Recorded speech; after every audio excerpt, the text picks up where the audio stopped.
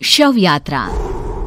अमरपुर नाम के एक गांव में विमल हलवाई अपने 2 छोटे बच्चों और बीवी के साथ रहता है। विमल की पत्नी ज्योति भूत प्रेत जादू टोने में बहुत माना करती थी। इसका बिल्कुल विपरीत विमल इन चीजों को दकियानुसी माना करता था। रोज की तरह विमल अपने मिठाई की दुकान जाने के लिए निकलने की हड़बड़ी में होता है। मैं निकलता हूँ ज्योति, देरी हो जाएगी, दुकान भी खोलनी है मुझे। अजी ध्यान से, आज अमावस्या है।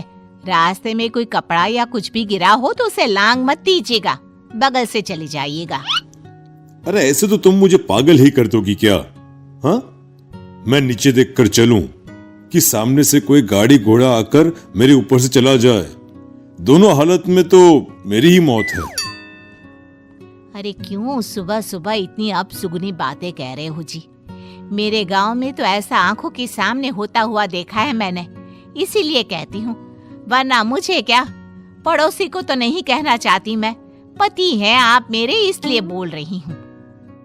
विमल अपनी मिठाई की दुकान चला जाता है। दुकान पर पहले से ही ग्राहकों की लंबी लाइन लगी हुई थी।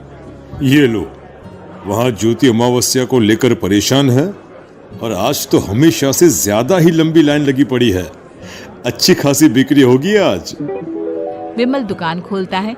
एक के बाद एक ग्राहक उसकी दुकान पर मिठाई ले रहे होते हैं।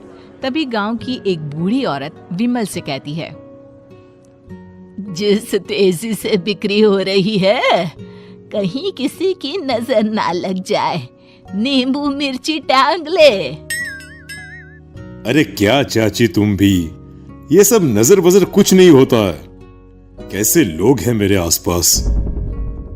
अपनी दुकान से शाम को विमल हंसते कूदते वापस घर आता है। हाँ, आज तो अच्छी खासी बिक्री हुई है। 1 महीने में जितनी बिक्री होती है, एक ही दिन में आज उतने पैसे कमा लिए मैंने। ये तो बहुत अच्छा हुआ जी, आज ही घर की नजर उतारी है मैंने। बिक्री तो अच्छी होनी ही थी। अच्छा, तुम खाना लगा दो, सारा माल बिक चुका है। मुझे शहर जाना होगा, कुछ चीजों की जरूरत पड़ेगी। रात भर मिठाई बनाऊंगा, तब जाकर कल सुबह दुकान खोल पाऊंगा। खाना खाकर विमल शहर जाने के लिए निकल पड़ता है। सुनिए जी, ध्यान से जाइएगा, चौरस्ते पर किसी जादू टोने की चीज पर पैर मत रख दीजिएगा। हे भगवान, हद हो गई ज्योति, ये तो मैं जा रहा हूं। विमल गुस्से से शहर जाने निकल पड़ता है। रात का काला घना अंधेरा, चांद की एक भी किरण ना होने के कारण अंधेरे में कुछ भी देख पाना मुश्किल था। जंगल के बीच के एक अधकच्चे रास्ते से विमल जा रहा होता है। चारों तरफ गुफ अंधेरा और सन्नाटा सुनाई दे रहा था, और सुनाई दे रही थी विमल के पैर के नीचे आ रहे सूखे पत्तों की आवाजें। तभी अचानक दूर से उसे कुछ आवाजें सुनाई देती है। अरे, ये इतनी रात को जंगल के रास्ते कौन जा रहा है? शायद कोई टोली होगी। राम नाम सत्य है, राम नाम सत्य है, राम नाम सत्य है, राम नाम सत्य है। धीरे धीरे आवाज कुछ कुछ सुनाई पड़ती है। आवाज धीरे धीरे और नजदीक आती सी लगती है। विमल देखता है कि उसके सामने से सजी धजी सफेद कपड़े में लिपटी एक अर्थी निकल रही है, जिसके साथ 5 लोग ही थे। 4 आदमियों ने उसे कंधा दिया हुआ था। एक मटका लिए आगे आगे बढ़ रहा था। विमल के बिल्कुल सामने आकर अर्थी रुक जाती है। उसमें से एक आदमी विमल से कहता है, अरे भाई, जरा अर्थी को कंधा लगाना, मैं बहुत थक गया हूँ, बड़ी मेहरबानी होगी। हाँ भाई, कंधा तो मैं लगा दूं, पर रात को 12 बजे ये शव यात्रा, इस समय कौन अर्थी ले जाता है? तभी विमल को ऐसा लगता है कि शव में से आवाज आई। ये आवाज। मजबूरी है भाई, आप कंधा दीजिए, मैं रास्ते में सब बताता हूँ आपको।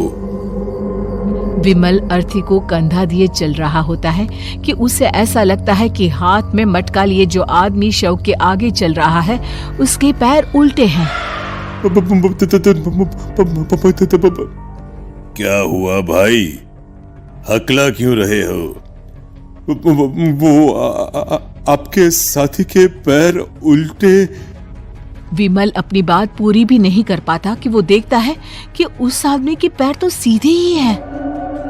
अरे नहीं, कुछ नहीं, मुझे शायद वहम हुआ होगा।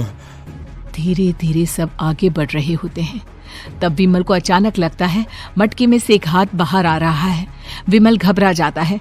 इसके पहले वो कुछ बोल पाता, कल्लू कहता है, मेरा नाम कल्लू है। हम 6 दोस्त थे, जिसमें से एक को तो तुम सोया हुआ देख रहे हो। इतनी पक्की दोस्ती थी कि जैसे हम सब सगे भाई हैं। पर किस्मत का कोई क्या कर सकता है। आज से 4 साल पहले एक नदी में हम सब नहाने गए थे, जिसमें डूबकर राजेश की मौत हो गई। किसी मजबूरी के कारण हमें उसकी अर्थी को रात को ही शमशान घाट ले जाना पड़ा। हम 5 उसे ले जा रहे थे। 4 साल पहले आप 5 में मैं कुछ समझा नहीं। मंकू अपनी गर्दन पीछे घुमाकर अपनी आंखें बड़ी बड़ी कर विमल से कहता है, अरे भाई, पूरी कहानी खत्म होने दो, फिर बीच में बोल लेना, ठीक है? तभी रास्ते में एक हादसे में अपने दोस्त के साथ हम सभी मर गए। वो सामने देखो, हमारा दोस्त। विमल सामने देखता है। उसे दिखता है कि एक ऐसा आदमी जिसका शरीर कई जन्मों से पानी के अंदर रहने के कारण सफेद पड़ गया है। उसकी आंखें बाहर की ओर निकली हुई थी। फिर ये अर्थी किसकी है?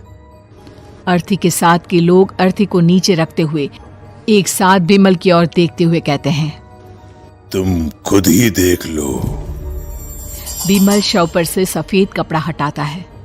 शव की जगह खुद को ही देखकर विमल के होश उड़ जाते हैं।